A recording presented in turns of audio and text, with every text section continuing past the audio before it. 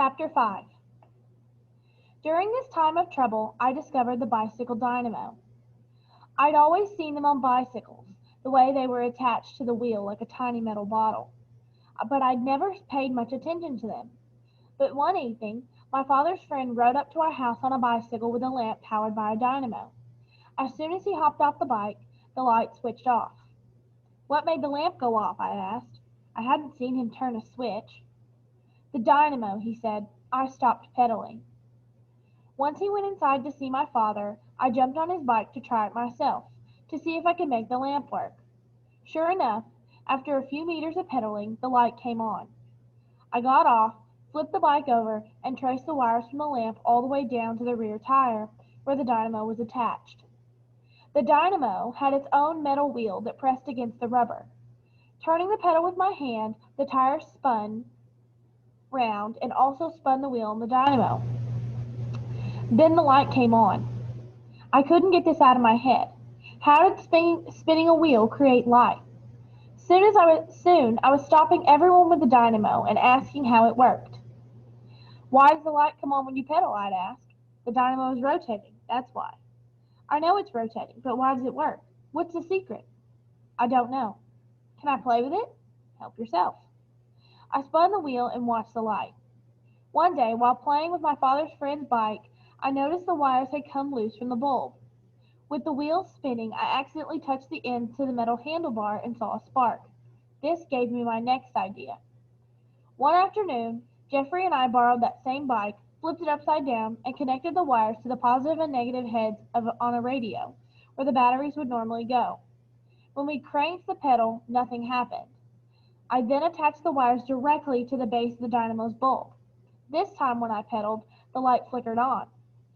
Taking the batteries I'd removed from the radio, I stacked them together and ran a separate wire from the batteries to the bulb. Again, the light worked. "Mr. Jeffrey, my experiment shows that the dynamo and the bulb are both working properly," I said. "So why won't the radio play?" "I don't know," he said. "Try connecting them there." I was pointing towards a socket on the radio labeled AC, and when I shoved the wires inside, the radio came to life. We shouted with excitement. As I pedaled the bicycle, I could hear the great Billy Quandas playing his happy music on Radio 2, and that made Jeffrey start to dance. "Keep pedaling," he said. "That's it, just keep pedaling." "Hey, I want to dance too." You'll have to wait your turn." Without realizing it, I'd just discovered the difference between alternating and direct current. Of course, I wouldn't know what this meant until much later. After a few minutes of pedaling this upside-down bike by hand, my arm grew tired and the radio slowly died. So I began thinking, what can do the pedaling for us so Jeffrey and I can dance? The dynamo had given me a small taste of electricity, and that made me want to figure out how to create my own. Only 2% of Malawians have electricity, and this is a huge problem. Having no electricity means no lights, which meant I could never do anything at night, such as study or finish my radio repairs, much less see the roaches, mice, and spiders that crawled the walls and floors in the dark. Once the sun goes down, and if there is no moon, everyone stops what they're doing, brushes their teeth, and just goes to sleep. Not at 10 p.m. or even 9 o'clock, but 7 in the evening. Who goes to bed at 7 in the evening? Well, I can tell you, most of Africa. Like most people, my family used kerosene lamps to find our way at night. These lamps were nothing more than a nitro-powered milk can with a cloth wick filled with fuel and bent closed at the top. The fuel was very expensive, and the only place to buy it for a good price was at the petrol station in Mathumama, 7 kilometers away. The lamps produced thick black smoke that burned your eyes and made you cough. Of course, you can buy hurricane lamps made with glass and a top that prevents the smoke from coming out, but most people can't afford these. Our country's power is supplied by the government through the Electricity Supply Corporation of Malawi, ESCOM, which produces electricity using turbines on the Shire River in the south, another object of my fascination that I'll describe later. If you have money and a lot of patience, you can ask ESCOM to bring electricity to your home by wire. You have to catch a pickup to Kasungu, then a minibus 100 kilometers to the capital Lilongwe, where you'll find the ESCOM office in Magetsi House. There, you pay someone thousands of kwacha, submit an application, and draw them a map of your home so they can find it. And if you're lucky, maybe your application will get approved and the workers will find your home and install a pole and wires, all of which you must pay for. When this power is finally on, you're happy staying up until 10 o'clock dancing to your radio, but only until the government issues power cuts, and those happen every week, usually at night, just after dark. All that money and trouble. It was almost easier just going to bed at 7. Another thing that contributes to our energy problem is deforestation. As my grandpa told me, the country was once covered in forests with so many trees the trail grew dark at noon. But over the years, the big tobacco estates had taken much of the wood, using it to flue cure the leaves before bringing them to auction. Local tobacco farmers used more wood to build shelters for drying leaves, but these structures never lasted more than a season because of the termites. The rest of the wood got used by everyone else for cooking, since we had no electricity. The problem got so bad near Wimbay that it's not uncommon for someone to travel 15 kilometers by bike just to find a handful of wood. And how long does a handful of wood last? Few people realize this, but cutting down the trees is one of the things that keeps us Malawians poor. Without the trees, the rains turn into floods and wash away the soil and its minerals. The soil, along with loads of garbage, runs into the Shire River, clogging up the dams with silt and trash and shutting down the turbine. When the power plant has to stop all operations and dredge the river, which in turn causes power cuts. And because this process is so expensive, the power company has to charge extra for electricity, making it even more difficult to afford. So with no crops to sell because of drought and floods, and with no electricity because of clogged rivers and high prices, many people feed their families by cutting down trees for firewood or selling it as charcoal. It's like that. One of these government power lines that service the nearby tobacco estates also connected to Gilbert's house.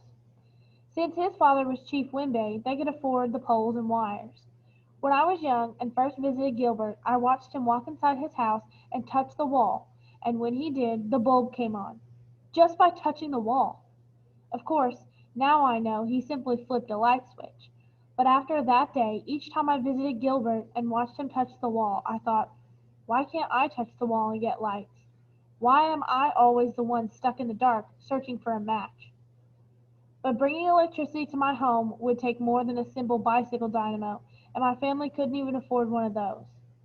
After a while, I kind of stopped thinking about it altogether and focused on more important things. One of them, for instance, was graduating from primary school. In mid-September, our teachers at Wimbay Primary finally passed out our final exams and wished us luck. For the past several months, I'd studied very hard. I stayed up late with a kerosene lamp reviewing exercise books dating back several years because the Standard 8 exam covered everything. I pored over my lessons in agriculture, remembering the proper land preparation techniques for ground nuts, the various types of farm records, and how to tell if your chickens had been stricken with Newcastle disease or fowl pox. In social and environmental science, I reviewed the roles of civil servants, politicians, and traditional authorities in the district administrative structure. Chichewa lessons were simple, so I spent much of that energy studying English, writing sentences, and going over stories for my readers. One of my favorite stories was Journey to Malquete, about a boy named Yembe Dodo who's out hunting birds one morning when he is abducted by space aliens. The creatures are taller than the highest trees and wider than an elephant. Each has 3 eyes. Anyway, they take him aboard their spaceship and then eat his birds. I couldn't imagine such a thing. The test lasted 3 days, with social studies and English on the first day, Chichewa and mathematics on the second, and primary science on the third.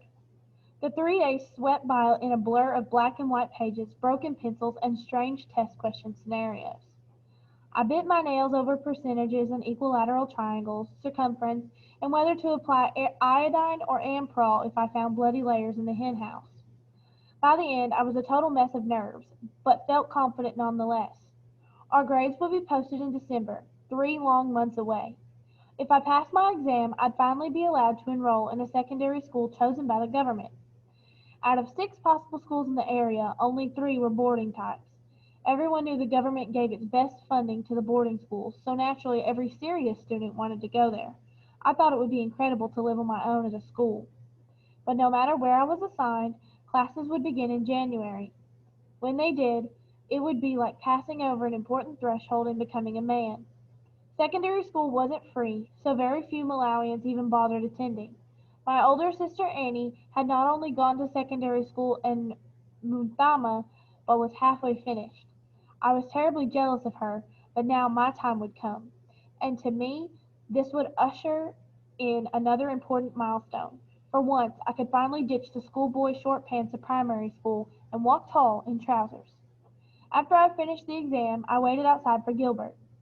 "No more short pants for us, my man," I said. "For sure, and our mornings are now free until we start school again. What shall we do?" "Let's go hunting. It's been too long." "Yeah, for sure." As much as I enjoyed my break from school, holidays weren't as much fun the older I became. There was always lots of work to be done on the farm, and my father needed help. In addition to clearing the land and the ridges for the maize seeds, September was also when we prepared our tobacco for planting. Even more than the maize, the tobacco seedlings require extra love and care to help them grow strong. As I mentioned, the tobacco seedlings are first grown in nursery beds down at the dambo, where the soil is extra fertile.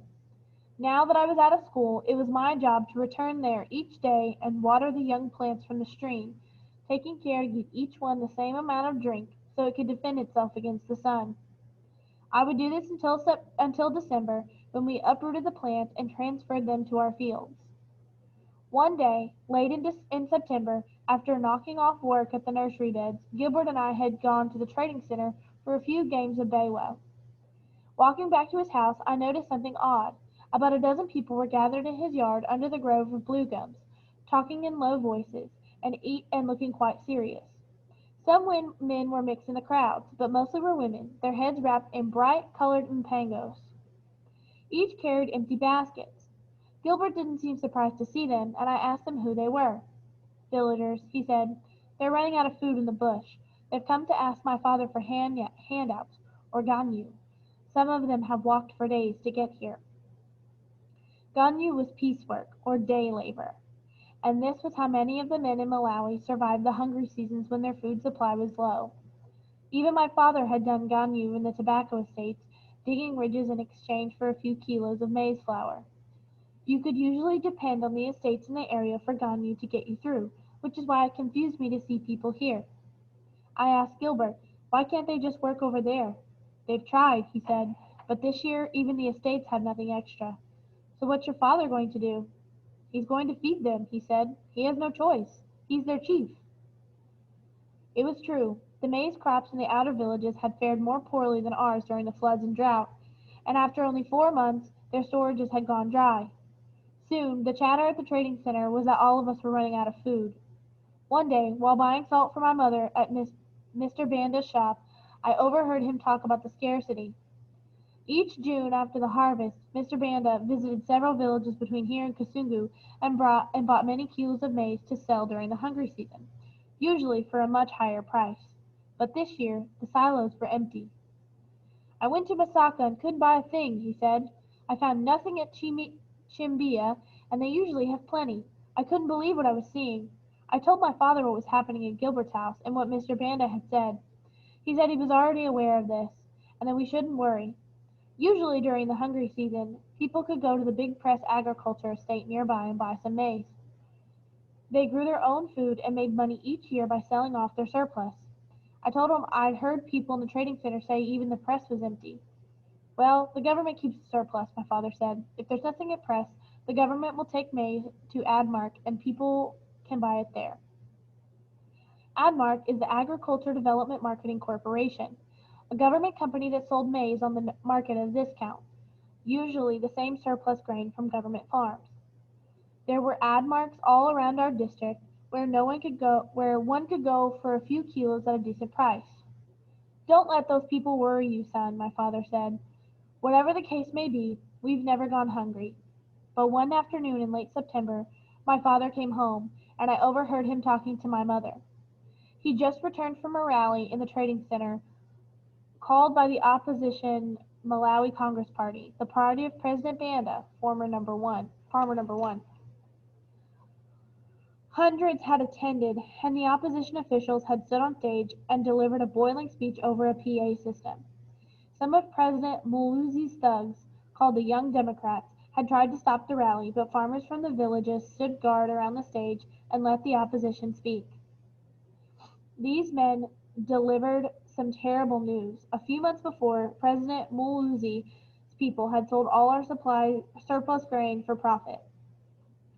Much of it had gone by lorry over the border to Kenya. In addition, millions of kwacha were missing, and no one in the government was taking responsibility. They're saying there's nothing extra, my father said. This year will be a disaster for us all. We can only trust in God, my mother said. What really happened was this. The floods and drought the previous year had given us a food deficit far greater than people had realized. In addition, the international community, namely the International Monetary Fund and World Bank, had pressured the government to pay off some of its debt by selling off a portion of our grain reserve, since holding on to it was getting expensive. But some individuals in government sold all of it instead, without keeping any for emergencies. Where it all went, no one knew. Some said it went over the border to Kenya and Mozambique. Others said a large portion had been taken to Admark like usual, but the corrupt officials there hoarded it for too long and it spoiled. Much of the good maize was sold to prominent traders with government connections, men who'd foreseen the food shortage and wanted to take advantage of this dire situation. They would wait until no man or woman had any food at all, and then increase the price by 100%. My father was right. We were headed for a disaster, but even he didn't know how bad it would get. Just as expected, the price of maize started going up the first week of October from its normal seasonal price of 150 kwacha a pail to 300. When this happened, people began searching for other food. One afternoon, before supper, my stomach was already growling, so I went to see if my neighbor Mr. Mwale had any ripe mangoes in his trees. When I arrived, Mwale and his family were sitting down to eat. "Ah, Dima Lima," I said, "I found food. Good timing, eh?" Just as I said that, I noticed they were eating stewed mangoes with their pumpkin leaves. The mangoes were still unripe, green in color, and probably very sour. They were not ready to be eaten. "You say Dima Lima," Malali said, laughing, "but as you can see, we're eating the mangoes of Sima. You've found no food here." Later, I saw a line of men I didn't recognize digging ridges in the Mwali's fields. They were from other villages, the same people who were gathering at Gilbert's house. When they left a few hours later, each of them carried a handful of those green, unripe mangoes as payment.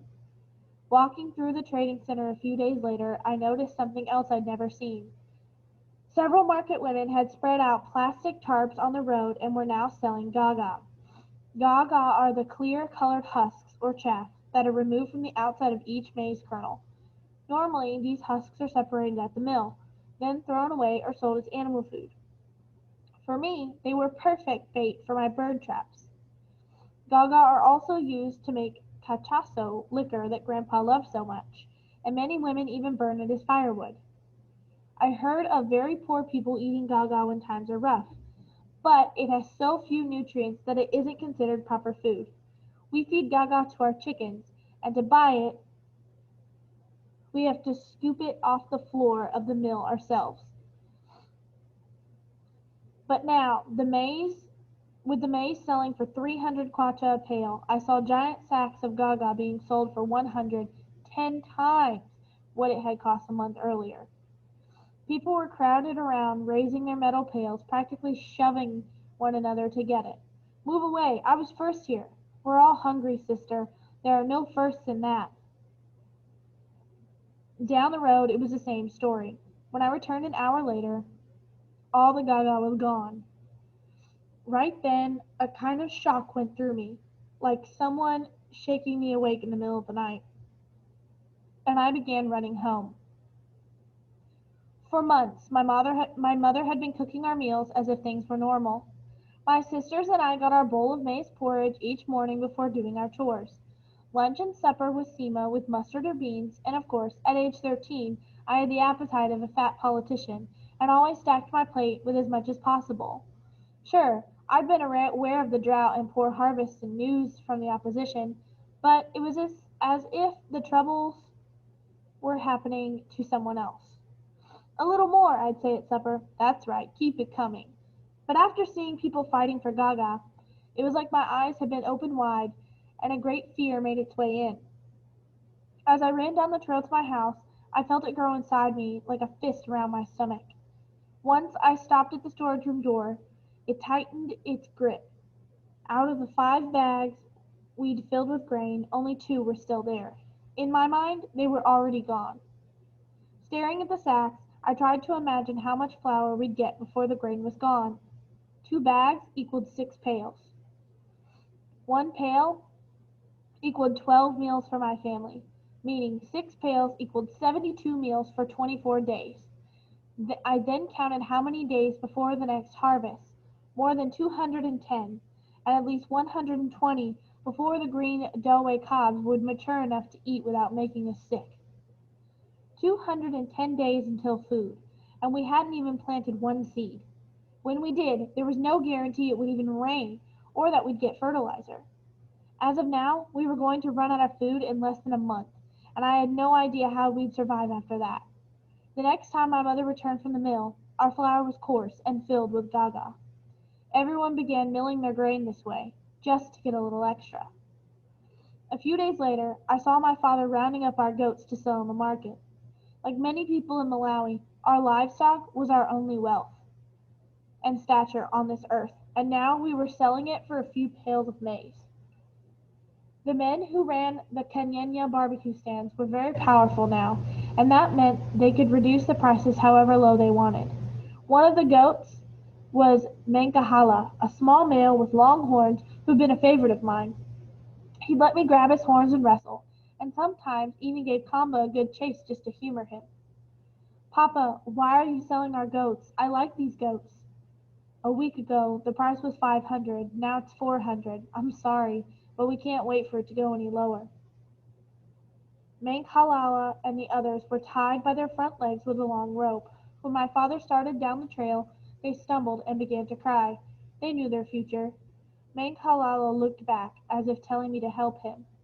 Even Kamba whined and barked a few times, pleading their case. But I had to let them down. What could I do? My family had to eat. In early November, I started waking up as usual at 4 a.m. to go make ridges in the fields.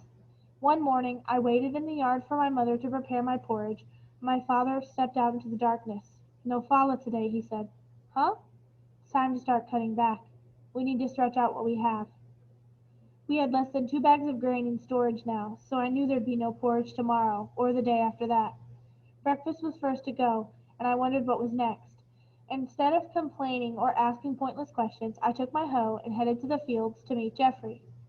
When I arrived, I told him about skipping breakfast. Can you believe it? I said. You're just starting that today? He asked. It's been 2 weeks for us. I'm getting used to it. At 4 a.m., the weather was cool, and I could dig my ridges with great energy. My stomach must have also been fooled from last night's sema, because it had yet to wake up and grumble. But by 7 a.m. it was clawing and screaming to be filled, and the blazing sun was sucking up all my strength. I took off my shirt and wrapped it round my head, but the extra weight of it made me more tired. The only thing keeping me from falling over was my father stomping past. Make those ridges better. I'm hungry, out of strength. Think about next year, son. Try your best. I looked down and saw my ridges were small and uneven, as if they'd been dug by a slithering snake. Across the field my cousin swung his hoe, covered with sweat and breathing heavily. Mr. Geoffrey, I said, you dig my ridges today, and I'll dig yours tomorrow. Can we make this deal? He didn't look up. I'll think about it, he said, gasping.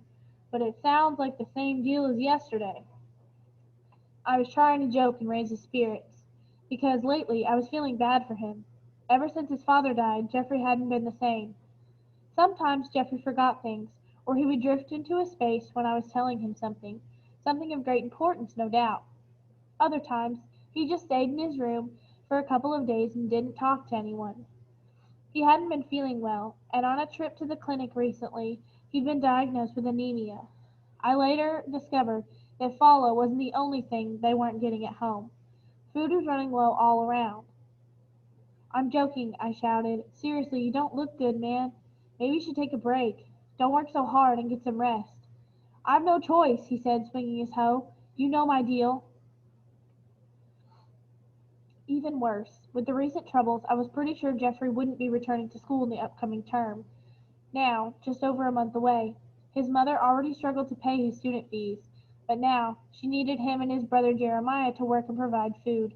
I didn't want Jeffrey to know that I knew this, so I kept our usual banter going.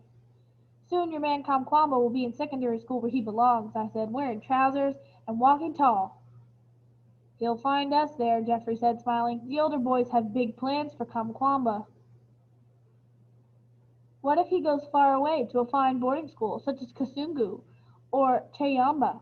We'll find him. We have our ways. You can't touch him. Oh, you wait and see. Jeffrey wasn't the only one who was changing. Ever since the bad harvest, Kamba had gotten a bit slower. I hadn't realized it, but he was already an old dog when he first arrived from Socrates, having lived out his better years on the tobacco estate where life was good. Life in the village was much tougher, and despite the food I was feeding him each night after supper, I'm sure it wasn't enough. As Kamba got slower, the mice began to outwit him in the fields, and the younger, faster dogs snatched up the better scraps from the rubbish piles. His thin frame got a little thinner, and I noticed he was sleeping more. He no longer chased the chickens, choosing instead to doze in the shade behind my room. One night when I tossed up a ball of sema for him to catch, he misjudged the fall, and the food landed on his head. What's the problem, old man? I teased. He leaned over and sucked up the food in 1 second flat. Some things didn't change. Every morning, as Jeffrey and I returned from the fields, we passed more strangers wandering the roads for Ganyu. They came from Nichitsi, Matuma, and from villages deep in the hills. Many carried their hoes over their shoulder with impango bundles that held a cooking pot and some extra clothes. In normal times, my mother would take our grain to the maize mill and grind it herself. She kept baskets upon baskets of flour at home, so we always had what we needed. But as maize ran out all across the region, people started buying flour in 1 kilo or half-kilo measurements. The small portions came in blue plastic bags and were known as Walkmen, named after the portable cassette players because they contained only enough food for one person. Walkman was for city people, not farmers and their families. By now, mangoes were out of season and gone, so many men also worked in exchange for a few leaves of cassava or manioc. This plant is a root vegetable whose leaves can be stewed like spinach or rape, and those tubers can be dried and pounded into flour. Cassava is quite popular in other parts of Africa, especially Congo, but in Malawi, cassava was like gaga, rejected in better times when there was plenty of sema. Ganyu for Walkman, Ganyu for cassava, travelers now cried. Many people were headed to our district to find work on the estates, but little did they know, most of the estate employees were hanging around in the market, out of jobs and hoping for miracles. Excuse me, these outsiders were asked, where can I find estate 24? Don't bother, friend, the workers answered. There's nothing, and I should know. I work there. As the hungry Waganyu made their way through the market, they passed by the homes of the wealthy traders, whose windows released the smells of stewed chicken and sema at lunchtime, as if the belly of the world wasn't howling to be filled. Because so many farmers were selling off their animals, chicken was practically free to people with money. While the men looked for work, their wives and children gathered at Gilbert's house, hoping for a handout. About 40 arrived each morning, and hundreds of others had passed through since the troubles had begun in August. Most stayed long enough to receive a Walkman from Gilbert's mother, while some arrived too weak to continue. They spread their blankets under the trees and cooked their sema, leaving only after they had regained some of their strength. Others collapsed on the road and had to be cared for. The blue gum grove had become a patchwork of Gilbert's family's bedding. Around this time, President Moluzi was busy traveling the country in his usual fashion, giving out small handouts of money and showing that he was a big man. Massive rallies were held for loyal officials, complete with dancers, military parades, and lots of food. Everywhere the president went, he tossed the poor just enough flour or kwacha to make sure they remembered him come election day. I'd seen him at Wimbe Primary School in 1999 during one of his whistle stop tours. There'd been women's choirs in Gule Wankulu, with each dancer receiving 50 kwacha notes. The local politicians had also lined up to get their handouts. This was the first time I'd ever seen the president in person. He was bald and fat, and when he stood up and walked to the podium, his short legs seemed mismatched for his round body. He'd said something like, "I'm ashamed to see this school broken in such fashion. We should tear the whole place down and start from scratch, build it again, strong and proud. Teachers' houses also need to be ship-shape, and students need new desks and books." Of course, the crowds cheered and applauded this, but instead of buying us new desks, he sent men into our blue gum grove to chop down trees to build them. Even then, there wasn't enough. The teachers never got new homes, and the only thing he did for the school building was give it a fresh coat of paint and a new iron sheet for the roof. This was the same president who'd promised that every person in Malawi would get new shoes if he won the election. Well, you can imagine. After the people voted and Muluzi claimed his victory, everyone started asking, "Where are our shoes?" The president went on the radio and said something like, "Ladies and gentlemen, do I look crazy? How can I know the shoe size of every person in Malawi? I never promised shoes." Our president was a funny guy. Despite a growing anger about the missing maize surplus, the government said nothing on the radio. And despite the looming hunger, it offered no solutions. So when President Maluzi announced he was stopping in Kasungu to appoint a local chief, all the sub-chiefs from the district pleaded with Gilbert's father to stand up and speak on their behalf. Like the president, Gilbert's father was a Muslim, and that could work to his advantage. "You're a good speaker and one of his people," they told him. "You must convince him to save us."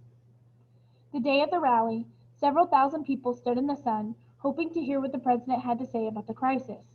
But instead of answers, they got dancing and speeches that dragged on for hours, speeches about how the president was a great and powerful man, and how he was kind enough to approve new development in the area, such as building new toilets in some villages and digging a few wells. At the time, the president was also chairman of the Southern Africa Development Community, a kind of social and economic alliance between 15 countries in Southern Africa.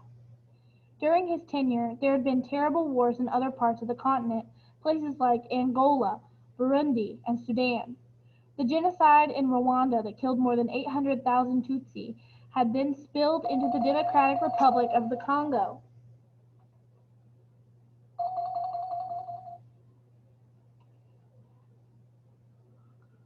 And started a war there. Muluzi had even hosted the leaders of Congo and Rwanda in Blantyre in an effort to broker peace. Given his good work across Africa, it was confusing why he failed to see our problems here at home. Anyway, after an hour of dancing and singing, it was finally time for Gilbert's father to speak. He left his seat, which was just in front of the president, and stood at the podium before his people. "Your Excellency," he said, turning to face the president, "I'd like to congratulate you, not only for what you've done in Malawi, but all across the great continent of Africa. We're hearing about all the things you're doing in the Congo and how you've had success. We're very proud of our president, but please understand, we are also at war here in Malawi, and that war is against hunger." He then asked the president to stop funding wells and toilets and use the money to buy grain, because really, how can you use a toilet if you never eat? The crowd erupted in applause, and that lasted so long that the next speaker had to stand there and wait until it was silent. When the crowd simmered down, the next speaker only heaped praise on the president, and the audience began to boo and hiss. "Sit down if you have nothing to say," they shouted. "Chief Wimbe already spoke for us." "Foolish politician, there's no politics in Sima." Shortly after, when the president got up to talk, several well-dressed officials approached Gilbert's father and asked to speak with him. Knowing the president's habit of giving handouts, the chief became excited, thinking, "They're giving us money. My speech must have worked." About 6 men led the chief behind a building near the stage, and once there, they confronted him. In what capacity were you speaking such nonsense? One asked, looking very angry. Before Chief Wimbe could answer, they knocked him to the ground and began beating him with clubs and batons. After several minutes, the thugs left the chief bleeding in the dirt, and slipped away into the crowd. When a friend discovered Chief Wimbe a while later, he refused to go to the hospital, fearing the thugs would kill him in his bed. That afternoon, when Gilbert came home, he discovered his father lying on the sofa, unable to move. By that evening, large black and purple bruises were visible all over his chest, stomach, and arms. For the next several weeks, the chief remained on the sofa and in bed, trying to recover from his wounds. He then began sneaking to clinics across the district, keeping his whereabouts secret. After many tests and treatments, he never told anyone the results. Fearing Malusi's people would discover his actions, Chief Wimbe suffered in silence. For me, this turn of events was frightening. Our chief was like our father, the man who protected our small area and represented us to the rest of the country. When we heard he'd been beaten, it was as if we'd all been violated, our safety no longer guaranteed. If the government treated our dear leader in such a way, with the hunger bearing down, I wondered if we people would ever fare much better.